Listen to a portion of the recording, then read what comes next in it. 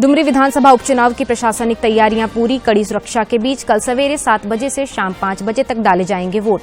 मतदान कर्मी आज होंगे रवाना। मुख्यमंत्री हेमंत सोरेन आज से साहिबगंज के 2 दिवसीय दौरे पर करोड़ों रुपए की परियोजनाओं का करेंगे शिलान्यास और उद्घाटन।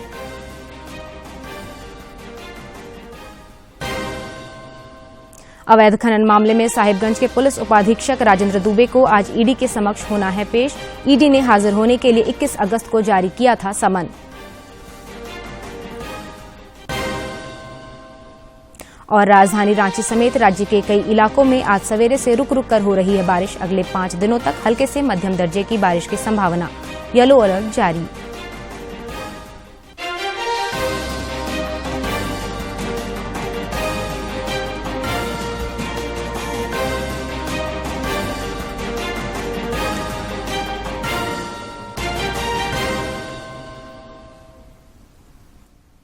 नमस्कार, खबरें झारखंड में आपका स्वागत है। मैं हूं कामिनी और अब समाचार विस्तार से।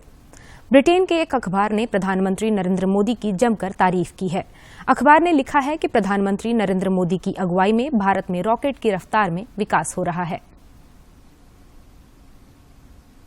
कि प्रधानमंत्री नरेंद्र मोदी के शासन में राजनीतिक स्थिरता के कारण भारत कानूनी सुधारों, मूलभूत कल्याण योजनाओं में सुधार, इंफ्रास्ट्रक्चर को बढ़ावा देने में सफल रहा है। लेख में लिखा गया है कि भारत अपने भौगोलिक लाभों और डिजिटल कौशल की व्यापक संभावनाओं के जरिए आगे बढ़ रहा है। लेख में यह भी कहा गया है कि भारत में संभावनाएं हैं, लेकिन कुछ चुनौतियां भी हैं। ऐसे में पीएम मोदी के नेतृत्व में भारत ने बड़े लक्ष्य तय किए हैं और इन्हें हासिल करने की ओर लगातार आगे बढ़ रहा है। इसी कड़ी में लेखक ने चंद्रयान 3 की सफलता का भी जिक्र किया है। लेख में एयर इंडिया की ओर से एयरबस और बोइंग को रिकॉर्ड 470 विमानों का ऑर्डर दिए जाने का जिक्र करते हुए कहा गया है कि पीएम मोदी के लिए पूरी दुनिया की राजधानियों में लाल कालीन बिछाया जा रहा है। आईएमएफ ने भविष्यवाणी की है कि 2023 और अगले 5 साल तक भारत दुनिया की सबसे तेजी से बढ़ती हुई अर्थव्यवस्था बन जाएगा। इसी कड़ी में मुंबई और दिल्ली में एप्पल के बॉस टिम कुक के खुद आकर पहले 2 रिटेल आउटलेट खोलने और एप्पल के लिए आईफोन बनाने वाली ताइवानी कंपनी फॉक्सकॉम की ओर से कर्नाटक में $1 अरब की लागत से फैक्ट्री शुरू करने की योजना का भी जिक्र इस लेख में हुआ है। अमेरिकी कंपनी माइक्रोन की ओर से गुजरात में सेमीकंडक्टर फैक्ट्री शुरू करने की घोषणा और अंतर्राष्ट्रीय फर्म गोल्डमैन सैश के भारत में अपनी बोर्ड मीटिंग करने को भी भारत की बढ़ती ताकत से जोड़ा गया है। अखबार ने लिखा है कि वर्तमान आकलन के हिसाब से भारत अगले 4 साल में दुनिया की तीसरी सबसे बड़ी अर्थव्यवस्था बन जाएगा। 7 वर्षों में इसकी कार्य योग्य आबादी चीन से 23.5 करोड़ के पार होगी, जो कि पाकिस्तान से भी अधिक है। डुमरी विधानसभा उपचुनाव के लिए कल होने वाले मतदान को लेकर आज मतदान कर्मियों को रवाना किया गया। डुमरी में मतदान कर्मियों को रवाना करने और उनके बीच ईवीएम मशीनों के वितरण को लेकर विशेष इंतजाम किए गए। अहले सुबह से ही कार्यक्रम स्थल पर गहमागहमी तेज हो गई। पुलिस और प्रशासन के इंतजाम से मतदान कर्मी भी खुश नजर आए।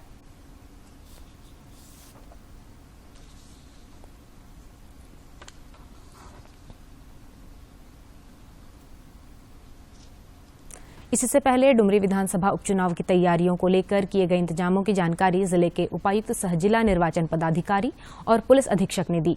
उन्होंने बताया कि उपचुनाव के लिए कल सवेरे 7 बजे से शाम 5 बजे तक वोट डाले जाएंगे। चुनाव प्रचार का शोर थमने के बाद अब सबकी निगाहें कल होने वाले मतदान पर है। गिरिडीह जिले के उपायुक्त सह जिला निर्वाचन पदाधिकारी नमन प्रिय लकड़ा ने बताया कि लोगों को मतदान के प्रति जागरूक करने के लिए कई कदम उठाए गए हैं। हम लोगों ने प्रॉपर ब्रीफिंग किया हमारे सेक्टर में, स्टेट सेक्टर पुलिस ऑफिसर्स, हमारे सुरक्षा बलों का। हम लोग ये आशा करते हैं कि इस बार की जो हम लोगों ने बेहतर तैयारी की है उसका परिणाम हम लोगों को एक अच्छे, मुक्त और शांतिपूर्ण वातावरण में निष्पक्ष तौर पे जो वोटिंग लोग करें उसके तौर पे एक निकल कर आए। और लोगों से हमारी यही अपील है कि निष्पक्ष ढंग से वातावरण में, शांति के वातावरण में आप लोग सभी ज़्यादा से ज़्यादा संख्या में अपने घरों से निकल कर अपने मतदान केंद्रों में आए और ज़्यादा से ज़्यादा वोटिंग परसेंटेज करें। उन्होंने बताया कि डुमरी उपचुनाव में 2,98,000 से अधिक मतदाता 373 बूथों पर 6 प्रत्याशियों के भाग्य का फैसला करेंगे। उन्होंने मतदाताओं से भय रहित होकर अधिक से अधिक मतदान करने की अपील की है। सेटअप कर रहे हैं जो कि कल से ही ये क्रियाशील हो जाएगा और 5 तारीख को हम लोग कंट्रोल रूम में बने रहेंगे सभी तरह के प्रॉपर जो भी व्यवस्थाएं उसको देखने के लिए। इस बार जो फोर्स मल्टीप्लायर के तौर पे चाहे वो माइक्रो ऑब्जर्वर्स हो, वीडियोग्राफी हो, CAPF की प्रतिनिधि हो, इसके अलावा वेब कास्टिंग सभी 199 प्लस 174 373 बूथों में किया जा रहा है, जिसका कि डायरेक्ट रिलेइंग हमारे कंट्रोल रूम में डुमरी में, CO ऑफिस झारखंड में और ECI में ये किया जाएगा। और इसके अलावा सुरक्षा के दृष्टिकोण से जिले के पुलिस अधीक्षक दीपक कुमार शर्मा ने बताया कि डुमरी के अधिकांश बूथ संवेदनशील और अति संवेदनशील हैं। इन सभी संवेदनशील बूथों पर अर्धसैनिक बलों को तैनात किया गया है। इसकी विशेष तैयारी की गई है। इलेक्शंस को देखते हुए अर्धसैनिक बलों की तैनाती की गई है। लगभग 25 कंपनियां इस चुनाव को सक्सेसफुली कराने में लगी हुई हैं। सुरक्षा के दृष्टिकोण से और भी कुछ हमारे ऑपरेशंस हैं जो हमारे जो जिले के टीम है वो नक्सल अभियान लगातार चला रही है, छापामारी की जा रही है। डुमरी में 199 और बोकारो के नावाडीह और चंद्रपुरा के 174 बूथों पर आज मतदान कर्मियों को रवाना किया जा रहा है। दिव्यांग मतदाताओं के लिए व्हीलचेयर और महिला मतदाताओं के लिए 4 पिंक बूथ बनाए गए हैं। गिरिडीह से रमेश प्रभाकर की रिपोर्ट। डुमरी विधानसभा उपचुनाव को लेकर जारी निषेधाज्ञा अवधि में चंद्रपुरा स्थित तरंगा चेक नाका का बोकारो के उपायुक्त और पुलिस अधीक्षक ने औचक निरीक्षण किया। साथ ही साथ जिले में कल देर रात तक विभिन्न होटलों और रेस्टोरेंट का भी निरीक्षण किया गया। इस दौरान जिला प्रशासन की टीम ने चंद्रपुरा स्थित गेस्ट हाउस का भी औचक निरीक्षण किया। साथ ही चंद्रपुरा स्थित रेस्टोरेंट और अन्य होटलों का जिला प्रशासन की टीम ने निरीक्षण किया।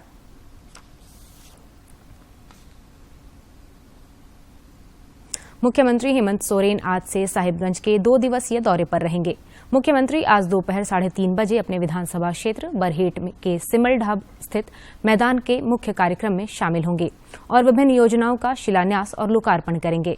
इसके बाद मुख्यमंत्री पतना स्थित आवास पर रात्रि विश्राम करेंगे। कल दोपहर 1 बजे पतना प्रखंड के शिवा पहाड़ स्थित कुंवरपुर में आयोजित एक कार्यक्रम में वे कई योजनाओं का शिलान्यास, लोकार्पण और परिसंपत्ति का वितरण भी करेंगे। प्रदेश भाजपा अध्यक्ष बाबूलाल मरांडी ने एक बार फिर मुख्यमंत्री हेमंत सोरेन पर निशाना साधा है। श्री मरांडी ने अपने सोशल मीडिया पर लिखा कि मुख्यमंत्री हेमंत सोरेन के शासनकाल में SC/ST एक्ट का सबसे ज्यादा दुरुपयोग हुआ। उन्होंने यह भी आरोप लगाया कि राजनीतिक विरोधियों पर लगाम लगाने के लिए इसका दुरुपयोग किया गया। उन्होंने आगे यह भी लिखा कि पुलिस ने निर्दोष लोगों से भय दोहन करने के लिए इस एक्ट का जमकर इस्तेमाल किया, यहां तक कि व्यापारियों पर यह एक्ट लगाकर उनसे वसूली तक की गई। राज्यपाल CP राधाकृष्णन इन दिनों केरल के दौरे पर हैं। कल उन्होंने त्रिशूर में आयोजित संत वनम कार्यक्रम को संबोधित किया। इस दौरान उन्होंने यहां जरूरतमंद लोगों के लिए 50 घरों के निर्माण कार्य का शुभारंभ किया। राज्यपाल ने इस दौरान रोगियों के लिए वॉलंटियर्स के बीच CNG ऑटो का भी वितरण किया।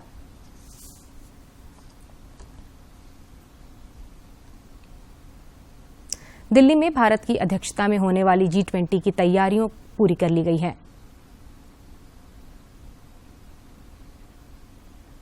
में DMRC भी कई प्रमुख मेट्रो स्टेशनों को सजाने और संवारने, G20 की बैंडिंग करने में लगी हुई है। तो वहीं सुरक्षा के मद्देनजर पूरी दिल्ली हाई अलर्ट पर है। G20 समिट को लेकर चल रही तैयारियों के बीच शनिवार और रविवार को पुलिस ने फुल ड्रेस रिहर्सल आयोजन किया। एयरपोर्ट से लेकर होटल और बैठक वाली जगह तक मेहमानों को पहुंचाने के लिए खास रोड मैप तैयार किया गया है। चप्पे चप्पे पर हथियारों से लैस कमांडोज की तैनाती है। वहीं खासतौर पर VVIPs के लिए स्पेशल लेडी कमांडो भी मुस्तैद की गई हैं। वहीं दिल्ली सरकार ने 8 से 10 सितंबर तक दिल्ली में सार्वजनिक अवकाश की घोषणा की है, लेकिन जरूरी वस्तुओं की दुकानें खुली रहेंगी।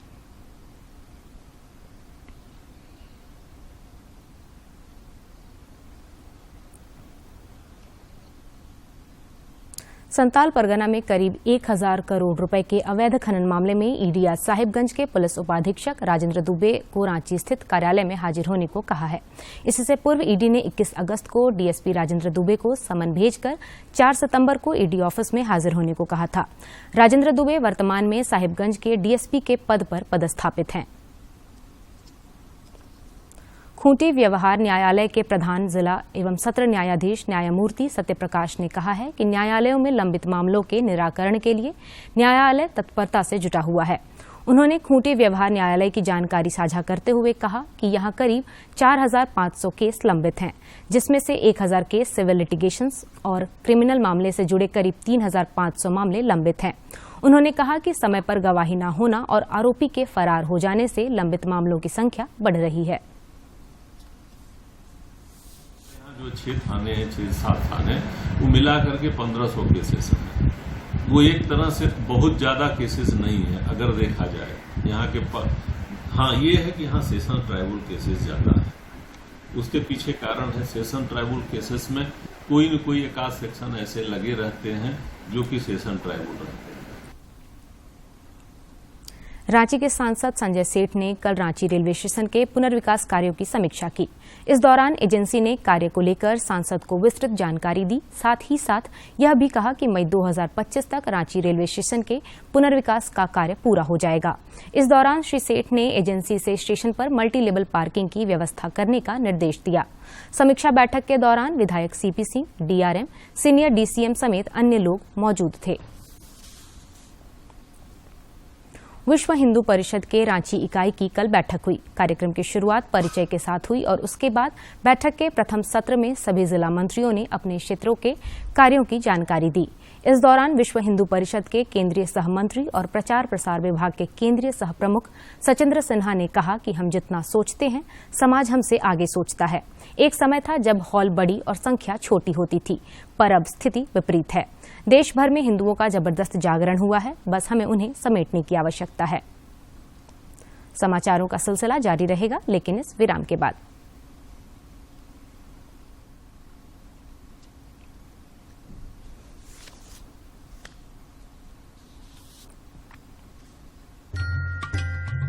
बस सब ठीक से हो गया है। चलो हम सब घर चलते हैं। अरे पर डॉक्टर साहब ने तो रुकने को बोला था। कोई जरूरत नहीं, जल्दी चलो।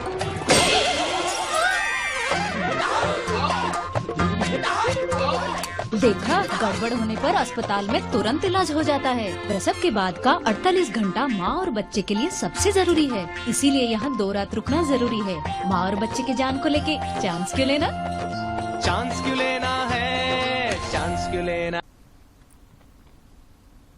सोशल मीडिया पे आए दिन जो अफवाहें उड़ती रहती है, उनके बारे में आपका क्या ख्याल है? देखिए, मेरा तो बस एक ही ख्याल है कि एमआर का टीका पूरी तरह से सुरक्षित है और ये मीजल्स और रुबेला के होने वाली जानलेवा बीमारियों से बच्चों को बचाता है। पर सर, इस टीके के बारे में कोई भी अफवाह अगर आपने सुनी हो तो आप बिल्कुल उस पर ध्यान न दें। अब इस बात को डालिए आप सोशल मीडिया पर। एमआर का टीका, स्वस्थ जीवन का तरीका।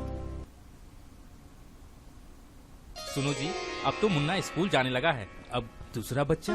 क्या जी तुम्हें ये कमजोर शरीर नहीं दिखता? लेकिन तुम्हारा कॉपर्टी तो सिर्फ 5 साल के लिए ही था ना? नहीं जी, इसमें 5 साल और 10 साल की कोई बात नहीं है। कॉपर्टी 5 साल और 10 साल दोनों ही स्वास्थ्य केंद्र में उपलब्ध है। इसे जब चाहे लगवा सकते हैं और दूसरे बच्चे की इच्छा होने पर निकलवा सकते हैं। ये एकदम से सुरक्षित होता है। सही समझ, सही सलाह, सदा अपनाएं उचित राह। ससुराल की बातें करते नहीं थकती। बहुत खुश है वहाँ पे। लीजिए, इसी खुशी में मुंह मीठा कीजिए। तो बिटिया पेट से नहीं है? अरे अभी कहाँ, बच्चों का फैसला है कि 20 साल की हो जाए, उसके बाद ही खुशखबरी सुनाएंगे। अच्छा, आज बेटी दामाद के साथ खुशियाँ मनाओ। बिटिया 20 की हो जाए, उसके बाद ही खुशखबरी सुनाओ, क्योंकि 20 साल की उम्र के बाद ही बेटी शरीर और दिमाग से माँ बनने के लिए तैयार होगी।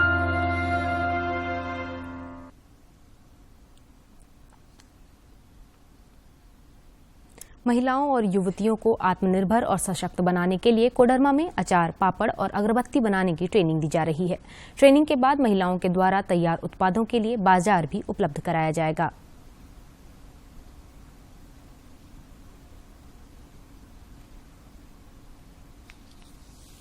यूं तो हर घरेलू महिलाओं को अचार, पापड़ और अदौरी बरी बनाना आता है, लेकिन अगर इन्हीं उत्पादों के जरिए इन महिलाओं को रोजगार मिल जाए और उन्हें आमदनी होने लगे तो उसके क्या कहने। कुछ इसी सोच के साथ कोडरमा में महिलाओं को अचार, पापड़ और अगरबत्ती बनाने की ट्रेनिंग दी जा रही है। महिलाओं ने कहा कि इस प्रशिक्षण से अब उनके समय का इस्तेमाल होगा और उनकी आमदनी भी होगी। कि हम औरतों के लिए अपना बिजनेस के लिए तरीका बताया जा रहा है। अपने बच्चे के लिए हम अपना हस्बैंड का हेल्प करेंगे, इससे अपना रोजगार करके ये ट्रेनिंग से जो हम नहीं जानते हैं उस तरीका बताया जा रहा है। अगरबत्ती बनाना, पापड़ बनाना, मसाला बनाना, अचार बनाना इत्यादि। अगर ये आप ये सब सीख जाते हैं तो मार्ग दिशा सेवा संस्था से हमें ये सब जो सीखेंगे इसी से हम लोग का रोजगार मिलेगा। प्रशिक्षण के जरिए इस कला में महिलाओं को निपुण बनाया जा सकता है ताकि इसके जरिए रोजगार के नए साधन विकसित हो सके और महिलाओं को निर्भर बनने में मदद मिल सके। जमशेदपुर से आई प्रशिक्षक कृष्णा दत्ता और देवघर से आए प्रशिक्षक पंकज रावत इन महिलाओं को उनके ही कार्यक्षेत्र में निपुण बनाने में जुटे हैं। प्रॉपर ट्रेनिंग देके और मेरे ख्याल से मेरी इच्छा है कि इनको बाजार मिले। आप लोग थोड़ा सहयोग कीजिए ताकि इनको अच्छा बाजार मिले, तब महिलाएं उत्साहित होती हैं। गर्ल पावर प्रोजेक्ट के जरिए इन महिलाओं को यह प्रशिक्षण दिया जा रहा है। प्रशिक्षण के बाद महिलाएं अपने अपने समूह में बंटकर इन उत्पादों को तैयार करेंगी। इसके बाद प्रोजेक्ट के तहत महिलाओं को बाजार भी उपलब्ध कराया जाएगा, यानी इन महिलाओं को सिर्फ उत्पाद तैयार करने हैं, इन्हें बेचने की टेंशन नहीं होगी। एज अ मार्केटिंग सपोर्ट देने के हम लोग प्रयास में हैं। जो भी वो सामान बनाती है या फिर बना रही है उसको हम लोग मार्केट से कनेक्ट करवा के उनको आत्मनिर्भर बनाने की कोशिश में लगे हुए। 3 दिनों तक चले इस प्रशिक्षण शिविर में जिले के विभिन्न गांवों से चुने गए आजीविका महिला मंडल के 100 सदस्यों ने हिस्सा लिया और अचार, पापड़ और अगरबत्ती बनाने की बारीकियों को जाना। कोडरमा से गजेंद्र बिहारी की रिपोर्ट। और अब कुछ खबर राज्य के विभिन्न जिलों से।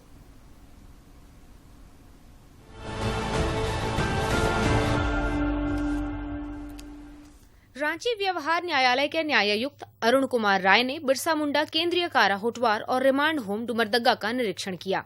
इस दौरान जेल में विशेष विधिक जागरूकता शिविर लगाया गया। मौके पर न्यायायुक्त ने रिमांड होम डुमरदग्गा में बाल बंदियों की समस्याएं सुनी। बिरसा मुंडा केंद्रीय कारा होटवार में आजीवन कारावास की सजा काट रहे बंदी सोमा उरांव की रिम्स में इलाज के दौरान मौत हो गई। सोमा इटकी थाना क्षेत्र के रानी खटंगा का रहने वाला था। बैंक ऑफ इंडिया अधिकारी संघ झारखंड राज्य इकाई की 19वीं वार्षिक आमसभा का आयोजन गुरु नानक उच्च माध्यमिक स्कूल ऑडिटोरियम में हुआ। इसमें झारखंड राज्य के सुदूर क्षेत्रों से लगभग 1512 अधिकारियों ने हिस्सा लिया। कोडरमा जिले के सतगावा थाना क्षेत्र के समलडीह पंचायत अंतर्गत नारायडीह गांव में करंट लगने से एक किशोर की मौत हो गई। मृतक के परिजनों ने बताया कि किशोर खेत में लगे ट्रांसफार्मर के तार के संपर्क में आ गया और गंभीर रूप से घायल हो गया था। लोहरदगा जिले के किस्को प्रखंड अंतर्गत बगड़ू थाना क्षेत्र के चढ़ू गांव में बिजली तार के संपर्क में आने से एक महिला की मौत हो गई। बताया जाता है कि महिला नदी से सिंचाई कर रही थी। इसी दौरान महिला नंगे तार के संपर्क में आ गई, जिससे बिजली ने अपनी चपेट में ले लिया और तार से बचकर महिला नदी में गिर गई। इससे मौके पर ही महिला की मौत हो गई। खूंटी के तोरपा रोड स्थित कटहल टोली बस्ती में एक युवक ने अपने घर में ही फंदे से झूलकर आत्महत्या कर ली। देर शाम जब उसके स्वजन घर पहुंचे तो उसे फंदे से झूलता देख स्वजनों के होश उड़ गए। आनन फानन में उसे फंदे से उतारा गया, लेकिन तब तक उसकी मौत हो चुकी थी। मेदिनीनगर शहर थाना की पुलिस ने कचहरी ओवरब्रिज के पास से 500 रुपए के 58 नकली नोट के साथ 4 तस्करों को गिरफ्तार किया है। गिरफ्तार तस्करों में विमलेश कुमार, संदीप कुमार, राजीव रंजन उर्फ मुकेश दुबे और नरेश सिंह शामिल हैं। धनबाद जिले के गोविंदपुर थाना क्षेत्र अंतर्गत कालाडीह मोड़ के समीप जीटी रोड पर एक तेज रफ्तार कोयला लदे ट्रक एवं टैंकर के बीच भीषण टक्कर में कोयले के ढेर में दबकर 2 लोगों की मौत हो गई। खूंटी जिले में सूखे की आशंका को देखते हुए किसान गेंदा फूल की खेती की ओर आकर्षित हो रहे हैं। प्रदान के जरिए किसानों को इसकी खेती का प्रशिक्षण और तकनीकी मदद दी जा रही है। इसके लिए मुरहू, खूंटी और अड़की प्रखंड के 800 किसानों के बीच गेंदा फूल के 15 लाख पौधों का वितरण किया गया। बुंडू अनुमंडल के तमाड़ थाना क्षेत्र के NH 33 किनारे स्थित खूंटी सांसद के अड़की प्रतिनिधि अनूप कुमार साहू के घर में हुए जेवरात और वाहन चोरी के मामले का पुलिस ने खुलासा कर लिया है। इस मामले में एक व्यक्ति को गिरफ्तार किया गया है और उसके पास से चोरी की जेवरात, वाहन की चाबी समेत अन्य सामान को भी बरामद किया गया है। श्री रानी सती मंडल रांची का 42वां वार्षिकोत्सव मारवाड़ी भवन में श्रद्धा एवं भक्तिपूर्ण माहौल में धूमधाम के साथ मनाया गया। कोलकाता से आए कुशल कारीगरों एवं शिल्पकारों ने श्री रानी सती के दरबार का भव्य श्रृंगार किया।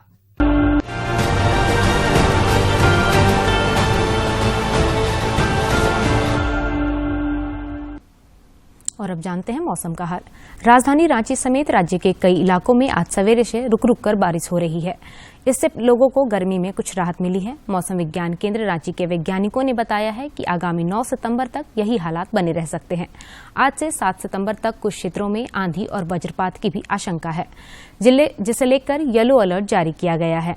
मौसम विज्ञान केंद्र के आंकड़ों के मुताबिक राज्य में अभी भी दक्षिणी पश्चिमी मानसून की 38% कम बारिश हुई है। श्रावणी मेला के बाद देवघर स्थित बाबा मंदिर परिसर सहित कांवरिया पथ भादो मेला में बोलबम के नारों से गुंजायमान है। आज अहले सुबह से ही बाबा वैद्यनाथ का स्पर्श पूजा करने के लिए श्रद्धालुओं की लंबी भीड़ उमड़ रही है।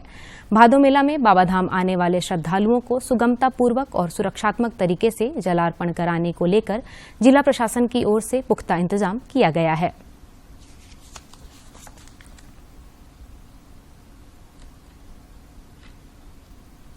श्री कृष्ण जन्माष्टमी के अवसर पर अखिल भारतीय विद्यार्थी परिषद की ओर से हजारीबाग में श्री राधा कृष्ण बाल रूप सज्जा प्रतियोगिता का आयोजन किया गया। प्रतियोगिता में राधा और कृष्ण के वेश में 30 नन्हे मुन्ने विद्यार्थियों ने हिस्सा लिया। इस दौरान प्रतिभागियों ने कृष्ण लीला के मनमोहक दृश्य का प्रदर्शन किया। कृष्ण राधा का रूप धारण किए इन बच्चों को देखकर ऐसा लग रहा था जैसे धरती पर भगवान श्री कृष्ण की कई बालकों में रूप में उतर आए हों। इस दौरान दही हांडी फोड़ो प्रतियोगिता भी आयोजित की गई। प्रधानमंत्री नरेंद्र मोदी के आत्मनिर्भर भारत के सपने को पूरा करने में महिलाएं पुरुषों से भी 2 कदम आगे दिख रही हैं। सीसीएल के CSR फंड से मिली राशि की मदद से रांची की 70 महिलाएं सिलाई का प्रशिक्षण लेकर स्वावलंबी बन रही हैं। सीसीएल का CSR फंड रांची की 70 महिलाओं के सपने बुन रहा है। सिलाई मशीन में लगे पहिए की तरह ही अब इन महिलाओं की जिंदगी ने भी रफ्तार पकड़ ली है। दरअसल ये महिलाएं सनमार्ग फाउंडेशन के तहत संचालित शिविर में सिलाई और बुनाई का प्रशिक्षण ले रही हैं। बीते 1-2 महीनों ने इनकी जिंदगी बदल दी है। अब ये महिलाएं उस आत्मविश्वास से भरी दिखती हैं जो इन्हें एक सुनहरे भविष्य का ख्वाब दिखाता है।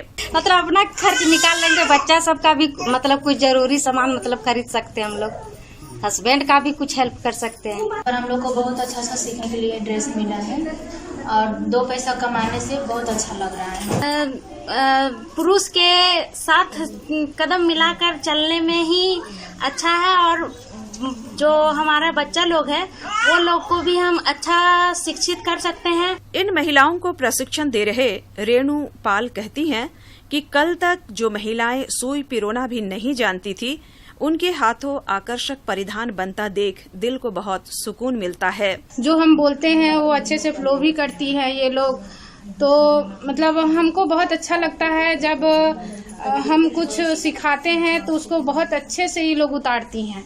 संस्था के अध्यक्ष सिद्धार्थ त्रिपाठी कहते हैं कि आत्मनिर्भर भारत के अभियान का हिस्सा बनना उनके लिए गौरव का विषय है। उन्होंने बताया कि प्रशिक्षण के बाद महिलाओं के रोजगार या स्वरोजगार की एक ठोस व्यवस्था की जाएगी।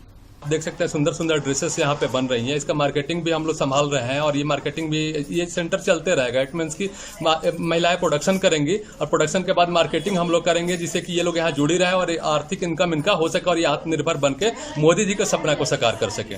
अपनी खुद की मेहनत से 2 पैसे कमाने की तमन्ना ने महिलाओं को हौसले से भर दिया है। समाज की तरक्की में आधी आबादी की बढ़ती दिलचस्पी और सहभागिता का यह एक नायाब नमूना है। रांची से अवधेश गौतम की रिपोर्ट। नौसेना कमांडरों का अर्धवार्षिक सम्मेलन आज से नई दिल्ली में शुरू हो रहा है। वर्ष में 2 बार आयोजित किए जाने वाले इस सम्मेलन में नौसेना कमांडर महत्वपूर्ण नीतिगत निर्णयों पर विचार करेंगे। 3 दिन के इस सम्मेलन के दौरान नौसेना के वरिष्ठ अधिकारी पिछले 6 महीनों के दौरान की गई संचालन, साजो सामान, उपकरण, प्रशिक्षण और प्रशासनिक गतिविधियों की समीक्षा करेंगे। कमांडर्स नौसेना की विभिन्न परियोजनाओं की समीक्षा भी करेंगे। ये सम्मेलन देश के समग्र आर्थिक विकास के लिए आवश्यक सुरक्षित समुद्री वातावरण के विकास की दिशा में कई अंतर मंत्रालयीय पहलों को आगे बढ़ाने के लिए वरिष्ठ सरकारी अधिकारियों के साथ नौसेना कमांडर्स की संस्थागत बातचीत का अवसर भी प्रदान करता है।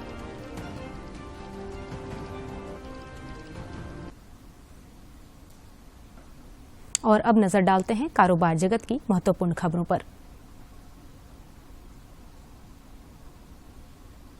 आरबीआई की एक रिपोर्ट के मुताबिक आवासीय और वाणिज्यिक रियल एस्टेट क्षेत्र पर बैंकों का कुल कर्ज जुलाई में सालाना आधार पर 38% बढ़कर रिकॉर्ड 28 लाख करोड़ रुपए पहुंच गया है। कर्ज मकानों की कुल बिक्री और प्रमुख शहरों में नई परियोजनाओं के आंकड़ों से स्पष्ट है कि रियल एस्टेट क्षेत्र तेजी से आगे बढ़ रहा है। निवेशकों तक सटीक जानकारी पहुंचाने के लिए सेबी वित्तीय इन्फ्लुएंसर पर अंकुश लगाने की तैयारी कर रहा है। जल्द ही ये बाजार नियामक के दायरे में आ सकते हैं। वित्तीय इन्फ्लुएंसर डिजिटल मीडिया और चैनल के जरिए लोगों को निवेश करने की सलाह देते हैं। ये सोशल मीडिया पर एक पोस्ट के लिए 7.5 लाख रुपए तक लेते हैं और अपनी राय से लोगों के वित्तीय फैसलों को प्रभावित करते हैं।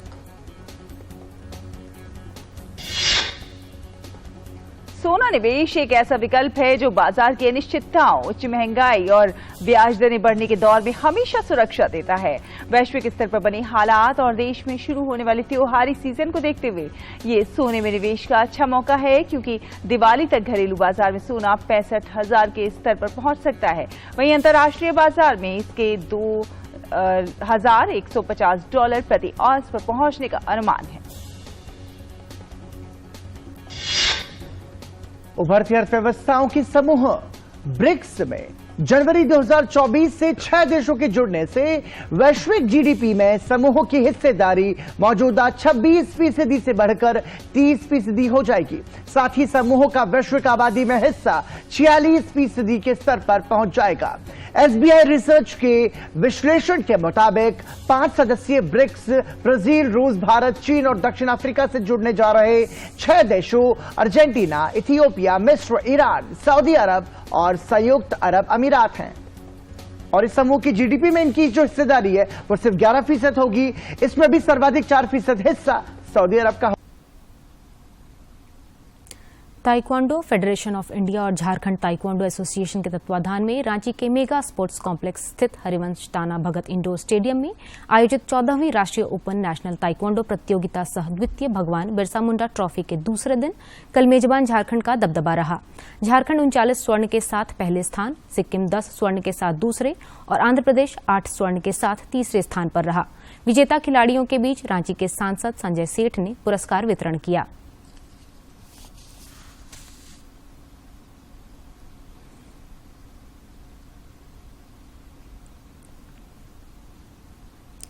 एशिया कप के 5वें मुकाबले में आज भारत और नेपाल की टीमें आमने सामने होंगी। मैच कैंडी स्थित पल्लिकल इंटरनेशनल क्रिकेट स्टेडियम में दोपहर 3 बजे शुरू होगा, जिसकी वजह से भारतीय टीम को केवल 1 अंक से ही संतोष करना पड़ा था। वहीं नेपाल को अपने पहले मैच में पाकिस्तान के हाथों हार का स्वाद चखना पड़ा था। ऐसे में दोनों टीमें इस मैच में अपनी पहली जीत की तलाश में मैदान में उतरेंगी। ये पहली बार होगा जब भारत और नेपाल वनडे फॉर्मेट में एक दूसरे के आमने सामने होंगे। और अब अंत में मुख्य समाचार एक बार फिर। डुमरी विधानसभा उपचुनाव की प्रशासनिक तैयारियां पूरी। कड़ी सुरक्षा के बीच कल सवेरे 7 बजे से शाम 5 बजे तक डाले जाएंगे वोट। मतदान कर्मी आज होंगे रवाना। मुख्यमंत्री हेमंत सोरेन आज से साहिबगंज के 2 दिवसीय दौरे पर करोड़ों रुपए की परियोजनाओं का करेंगे शिलान्यास और उद्घाटन।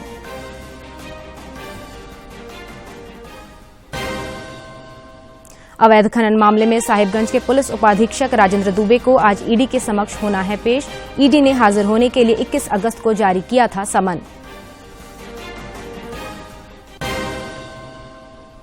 और राजधानी रांची समेत राज्य के कई इलाकों में आज सवेरे से रुक रुक कर हो रही है बारिश। अगले 5 दिनों तक हल्के से मध्यम दर्जे की बारिश की संभावना। येलो अलर्ट जारी।